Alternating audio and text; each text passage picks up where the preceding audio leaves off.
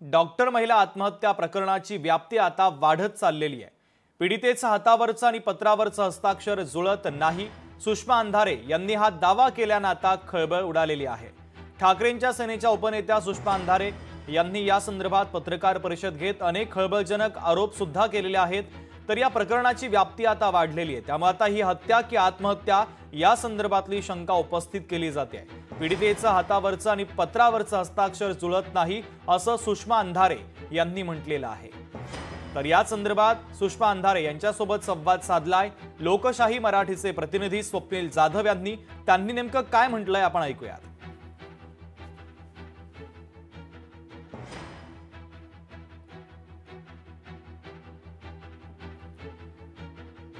सुषमा अंधारे यांची भूमिका देखील आपण ऐकणार आहोतच, मात्र थेट जातोय बच्चू कडू यांच्या आंदोलनामध्ये।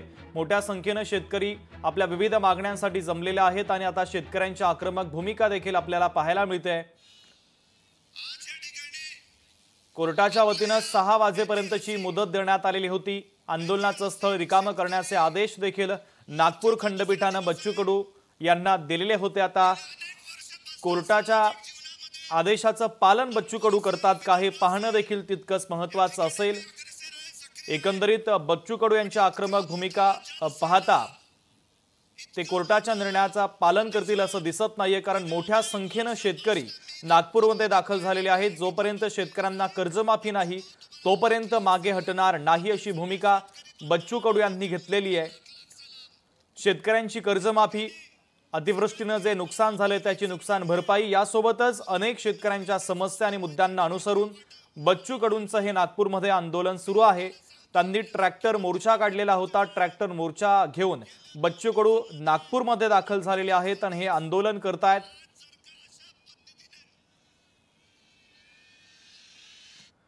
ज्ञानेश्वर पवार आमचे प्रतिनिधी या आंदोलनाच्या संदर्भातले अधिकचे अपडेट पोहोचवतात। ज्ञानेश्वर, आपण पाहतोय नागपूर खंडपीठाच्या वतीने 6 वाजेची मुदत देण्यात आलेली आहे। बच्चू कडूंना आंदोलन स्थळ रिकामं करण्याचे आदेश देण्यात आलेले होते। बच्चू कडूंची भूमिका काय आहे, कारण पोलीस देखील आता दाखल झालेले आहेत। अगदी शुभम, आपण पाहायला गेलं तर नागपूर खंडपीठाने जे आदेश दिले अगदी 6 वाजेची वेळ जी आहे ते नागपूर पोलिसांना दिलेली होती, त्यामुळे त्या अनुषंगाने पोलीस देखील आता या ठिकाणी दाखल झाले आहे। मात्र आंदोलनाची भूमिका स्पष्ट आहे। बच्चू कडूंनी स्पष्ट केली आहे की जी जनतेची भूमिका असेल त्या भूमिकेवरती आम्ही ठाम असणार।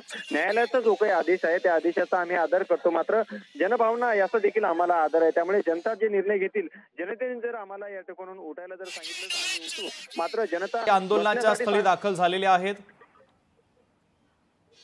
कोर्टाने जे आदेश दिलेले होते त्या आदेशाचा आता बच्चू कडू पालन करतात का हे पाहणं देखील तितकंच महत्त्वाचं असेल। बच्चू कडूंची समजूत काढण्याचा प्रयत्न आता पोलिसांच्या माध्यमातून केला जातोय।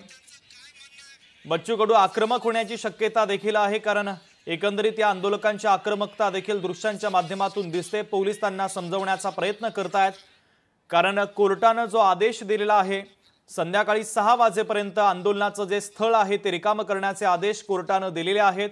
मोठ्या संख्येने शहरातील व्यवस्थेवर देखील ताण आल्याचं म्हणणं आहे आणि त्यानुसार आता पोलीस बच्चू कडूंची समजूत काढण्याचा प्रयत्न करतायत। मात्र आता बच्चू कडू एक पाऊल मागे येणार का हे पाहणं देखील तितकंच महत्त्वाचं असेल। दुसरीकडे सरकारच्या वतीने देखील बच्चू कडूंना निमंत्रण चर्चेसाठी देण्यात आलेलं होतं, मात्र बच्चू कडू हे मुंबईला गेले नाही। सत्ताधाऱ्यांनी नागपूरमध्ये येऊन चर्चा करावी असं बच्चू कडू यांनी म्हटलेलं होतं। तर आता कोर्टाच्या आदेशानंतर सुद्धा बच्चू कडू आंदोलनाचं स्थळ बदलतात का किंवा माघार घेतात का हे पाहणं देखील तितकंच महत्त्वाचं असेल, कारण हजारोंच्या संख्येनं हे सगळे आंदोलक बच्चू कडूंच्या सोबत आहेत। आत्ताचे ताजे अपडेट आपले प्रतिनिधी ज्ञानेश्वर आपल्यापर्यंत पोहोचवतात। ज्ञानेश्वर, पोलीस आंदोलकांसोबत संवाद साधताना दिसतायत। अगदीच आपण पाहायला गेलं तर कोर्टाने जो आदेश दिला त्या अनुषंगाने पोलीस घटना आंदोलनस्थळी दाखल झाले आहे आणि या ठिकाणी बच्चू कडू आणि इतर आंदोलकांना समजावण्याचा प्रयत्न करताय की आंदोलन माघारी घ्या, मात्र आंदोलक आपल्या भूमिकेवरती या ठिकाणी ठाम आहे। कोणत्याही परिस्थितीमध्ये जे आहे ते जोपर्यंत मागण्या मान्य होणार नाही आम्ही मागे हटणार नाही, अशा पद्धतीची भूमिका आंदोलकांनी या ठिकाणी घेतली आहे। आणि सोबतच आता जर पाहायला गेलं तर या ठिकाणी पोलीस दाखल झाल्याबरोबर ज्या ठिकाणी आंदोलन सुरू आहे अगदी त्या लगातार ऑक्सिजन पार्क आहे, ज्या ठिकाणी मोठ्या प्रमाणामध्ये आंदोलक थांबलेले होते आणि या ठिकाणी मुक्कामी होते, त्या ठिकाणचं वीज कनेक्शन जे आहे ते बंद झालेलं आहे. त्यामुळे हा वीज कनेक्शन बंद झालं की बंद करण्यात आलं हा देखील जे आहे ते या ठिकाणी प्रश्न जे आहे ते उपस्थित केला जातोय. सोबत आता सध्याला जर पाहायला गेलं तर पोलिसांकडनं जे आहे ते आंदोलकांची समजूत काढण्याचा प्रयत्न केला जाईल, कारण की नागपूर खंडपीठाने थेट आदेश दिले आहे की 6 वाजेपर्यंत आंदोलन या ठिकाणून उठवा, कारण की परिसरामध्ये मोठ्या प्रमाणामध्ये शाळा असतील, कॉलेज असतील, रुग्णालय असतील यांना मोठ्या अडचणी निर्माण होत आहे. त्यामुळे आज सायंकाळी 6 वाजेपर्यंत हे आंदोलन उठलं पाहिजे, कारण की आपण पाहायला गेलं तर काल दुपारपासूनच जे आहे ते नागपूर आणि वर्धा हा जो मुख्य महामार्ग आहे संपूर्ण जाम करण्यात आले. सोबतच त्याच बाजूला वरती जर पाहायला गेलं तर आपण जबलपूर महामार्ग असेल आणि समृद्धीकडे जाणारा महामार्ग असेल हा संपूर्ण जे आहे ते वाहतुकीने ठप्प झालेला आहे. त्यामुळे यामध्ये सर्वसामान्यांचे मोठे हाल होत आहे आणि त्याचमुळे नागपूर खंडपीठाने माध्यमांमध्ये जी काही बातम्या प्रसारित झाल्या त्या पाहून जे आहे ते स्वतःहूनच याचिका दाखल करत हे संबंधित जे आहे ते आदेश दिले. त्यामुळे आता आंदोलकांकडून जे आहे ते कोर्टाच्या आदेशाचे पालन केले जातात की आंदोलनावर ते ठाम राहतात हे पाहणं अत्यंत महत्त्वाचं असेल. ज्ञानेश्वर, सगळ्यात महत्त्वाचं म्हणजे नागपूर शहरावर मोठा ताण आलेला आहे, व्यवस्था देखील कोलमडल्याचं पाहायला मिळतंय. शेतकऱ्यांनी नागपूर ते मुंबई समृद्धी महामार्ग रोखलेला होता, आता या महामार्गाची अवस्था काय आहे? वाहतूक सुरळीत झाली आहे का? रेल रोको करण्याचा इशारा सुद्धा बच्चू कडूंनी दिलेला आहे, त्या संदर्भातली अपडेट काय द्याल? शुभम, अगदीच ज्या वाहतूक या ठिकाणी आंदोलकांनी रात्रीपासूनच जाम केल्या आहेत त्या वाहतूक जशाच तशा त्याच ठिकाणी उभ्या टाकलेल्या आहेत. रात्री या वाहनांमध्ये जे काही खासगी वाहन होते त्यामध्ये जे काही नागरिक होते त्या नागरिकांनी काही वेळ जे आहे ते प्रतीक्षा केली की वाहनं पुढे जातील. मात्र ज्यावेळी त्यांना कळालं की आंदोलनामुळे या ठिकाणाहून वाहनं निघणार नाही, त्यांनी स्वतःहून आपली वाहने ज्या ठिकाणी उभी राहिली होती त्या ठिकाणी सोडून जे आहे ते त्यांनी पायी मार्गस्थ होत जे आहे ते या ठिकाणून जे आहे ते पुढे गेले. त्यामुळे नक्कीच रात्रीपासूनच मोठ्या प्रमाणामध्ये वाहतूक कोंडी जी झालेली आहे ती जशात तशी या ठिकाणी यामध्ये मोठ्या प्रमाणामध्ये जे माल वाहतूक करणाऱ्या गाड्या ज्या आहेत ते त्यांचा समावेश आहे, तर काही प्रमाणामध्ये खासगी गाड्यांचा देखील समावेश आहे. अनेक एसटी महामंडळ देखील यामध्ये जशात तशी अडकलेले आहेत. त्यामध्ये जे प्रवासी होते काल प्रवास करणारे ते प्रवासी जे आहे ते बसेसच्या खाली उतरून जे आहे ते त्यांना दुसरी गाडी शोधत जे आहे ते या ठिकाणून पायी चालत जावं लागलं. त्याचमुळे जे आहे ते कुठेतरी याची दखल जी आहे ते नागपूर खंडपीठाने घेतली आणि 6 वाजेपर्यंत आंदोलन उठविण्याचे आदेश दिले. त्याच अनुषंगाने नागपूर पोलीस आता जे आहे ते या ठिकाणी आंदोलनस्थळी दाखल झाले आहे. स्वतः पोलीस आयुक्त रवींद्र कुमार सिंगल जे आहे ते या ठिकाणी बच्चूभाऊशी चर्चा करताना एकूण दिसून येत आहे.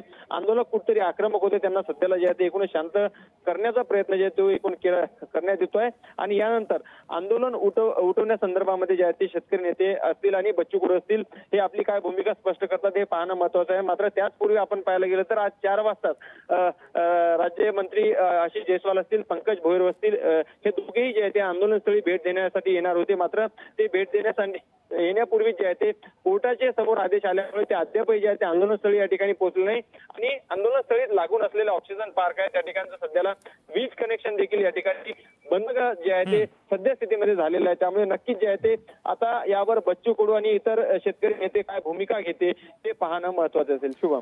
ज्ञानेश्वर, पोलीस आयुक्त रवींद्र कुमार सिंघल आता बच्चू कडू यांच्यासोबत चर्चा करत आहेत, नेमकी काय चर्चा होते? कारण कोर्टानं जो आदेश दिलेला आहे तो आदेश पोलीस आता बच्चू कडूंना समजावून सांगतायत का, आणि त्या आदेशाच्या संदर्भात बच्चू कडूंची भूमिका नेमकी काय आहे?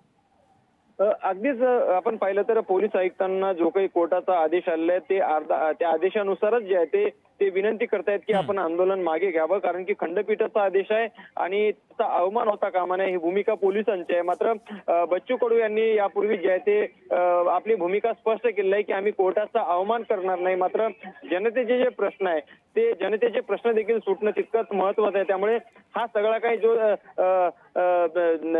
निर्णय आहे हा निर्णय आम्ही जनतेवरती सोपवतो. त्यामुळे जनता जर आम्हाला म्हणेल की या ठिकाणून उठा तर आम्ही उठू, मात्र जनता बसण्यासाठी सांगेल तर आम्ही याच ठिकाणी बसू आणि या ठिकाणून जे आहे ते आम्ही. ठीक आहे ज्ञानेश्वर, मी तुमच्याकडे पुन्हा एकदा येतो.